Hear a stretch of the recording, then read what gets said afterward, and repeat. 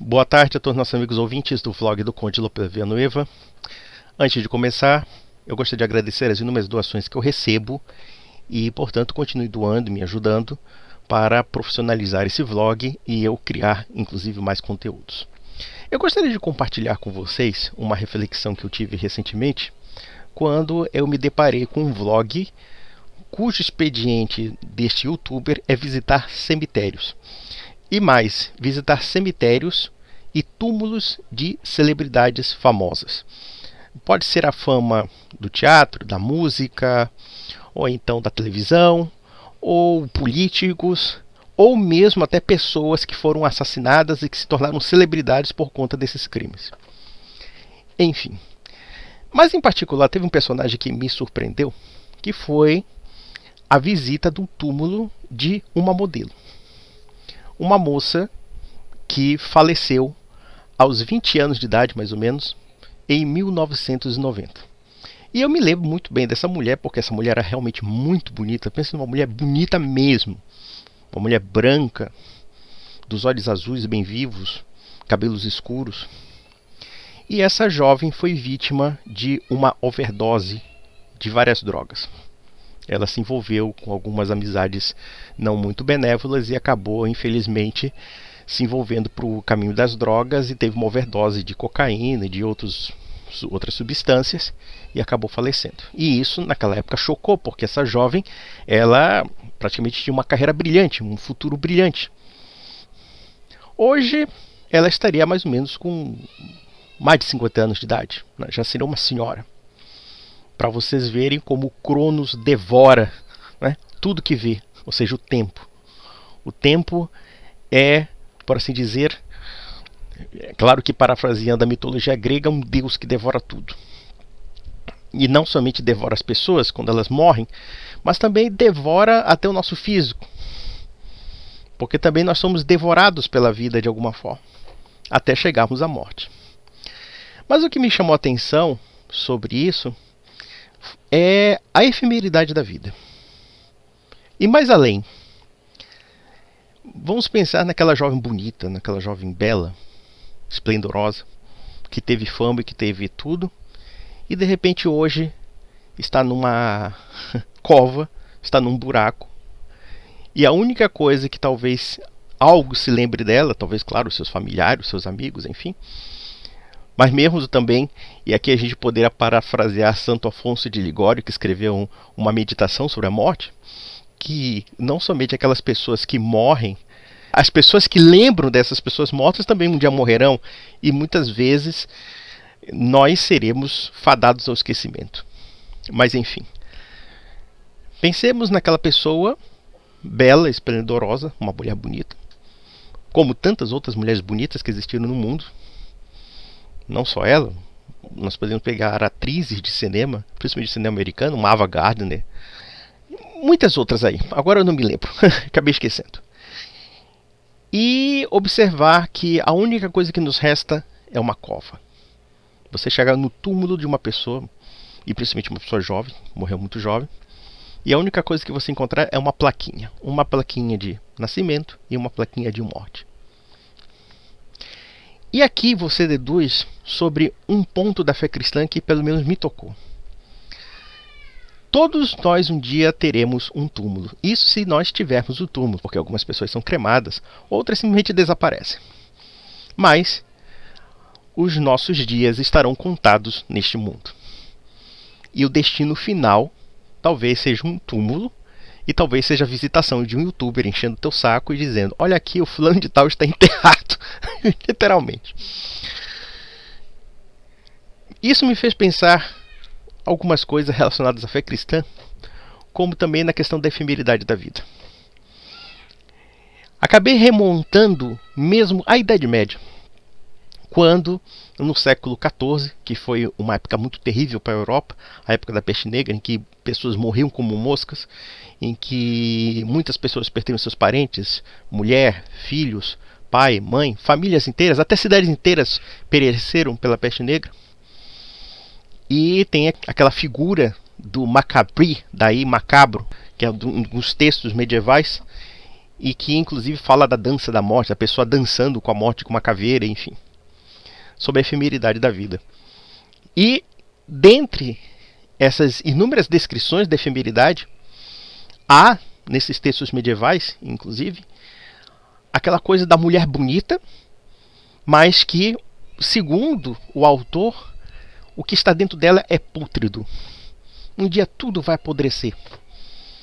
Aquela beleza, aquela harmonia das formas, que pode ser de um homem ou de uma mulher, um dia será desfigurada. Alguém dentro de um caixão vai inchar, vai explodir dentro do caixão. Vai ficar completamente irreconhecível. E depois virará ossos e trapos. Como um dia você será trapo e ossos. Como um dia eu serei trapo e ossos. Como um dia essa menina virou trapos e ossos.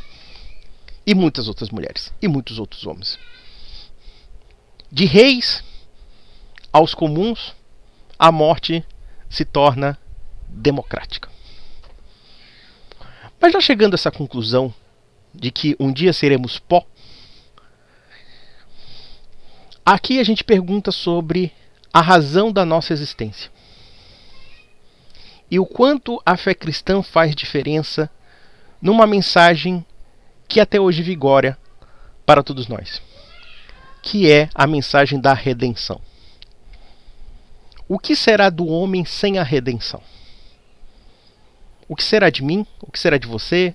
O que será de tantas outras pessoas que já morreram e outras pessoas que vivem, sem a ideia de que um dia seremos redimidos da nossa inferioridade de natureza e até mesmo redimidos da morte?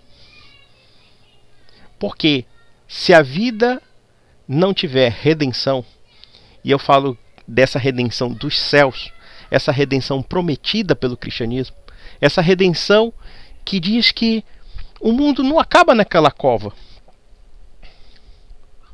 O mundo não acaba numa plaquinha do teu nascimento e da tua morte. Você não se restringe somente àqueles trapos e àqueles ossos. Porque existe uma promessa de uma vida vindoura e que possa, inclusive, superar aquilo que nós vivenciamos dentro da nossa inferioridade natural, que provém, inclusive, daquilo que a igreja chama de pecado original. O que será do homem sem a redenção? Não será absolutamente nada. Por isso eu fico observando esses ateus que atacam o cristianismo de todas as formas, atacam inclusive essas promessas do cristianismo, atacam as esperanças do cristianismo, e a única coisa que eles nos oferecem é o niilismo, é a negação. A sua vida não tem propósito, como talvez o único fim que você vê é dentro de uma vala, é dentro de um túmulo, é dentro de um buraco. Nada mais entristece do que isso. Eu confesso que eu sou muito sentido quando uma pessoa jovem morre, porque não aproveitou aquilo que a vida poderia dar dentro das próprias imperfeições da vida. Mas nós temos que viver esse ciclo. Nós temos que aproveitar, nós temos que aprimorar na nossa personalidade dentro desse ciclo chamado vida. Até a nossa velhice, a nossa morte, aproveitar os momentos que a existência nos dá e que Deus nos deu de certa forma. Casar, ter filhos, envelhecer, enfim. E aproveitar o que há de bom nesse mundo. E prepararmos, evidentemente, para o outro mundo. Então eu fico bastante sensibilizado. Crianças que morrem, pessoas jovens, mulheres bonitas, causa uma tristeza. É uma tragédia. É a tragédia de um pai, muitas vezes, que não viu seu filho, sua filha crescer. Ou de uma mãe. É a tragédia de uma mulher que não foi mãe. É a tragédia de um homem que não foi pai. É a tragédia de pessoas que não amadureceram para a existência e que foram muito cedo demais. E, no entanto, existe uma resposta para isso. Ou, pelo menos, um fim para isso. Que é a redenção. Mas o que significa a redenção? Significa o reencontro do homem com a eternidade. O reencontro do homem com a plenitude do ser, que é o próprio Deus.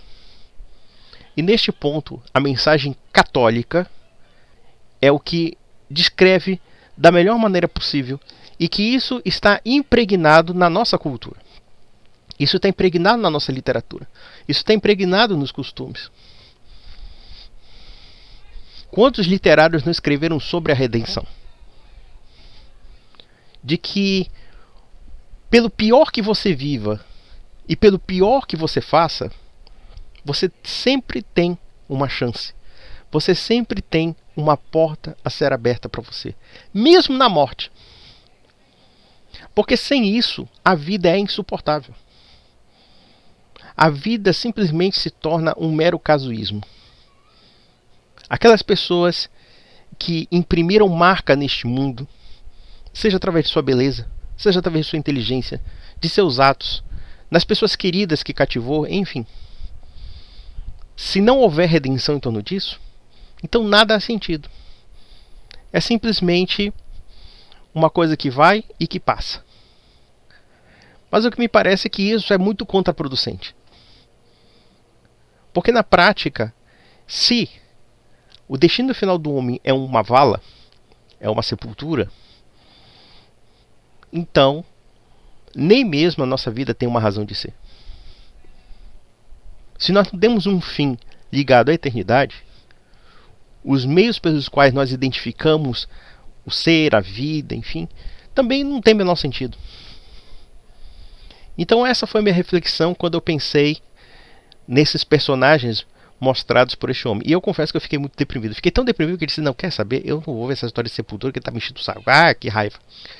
Aquilo me chocou bastante, né? Porque uma coisa é você ouvir que uma pessoa morreu. Às vezes aparece na TV, fulano de tal morreu. Aquilo passa batido para você, só até abstrato.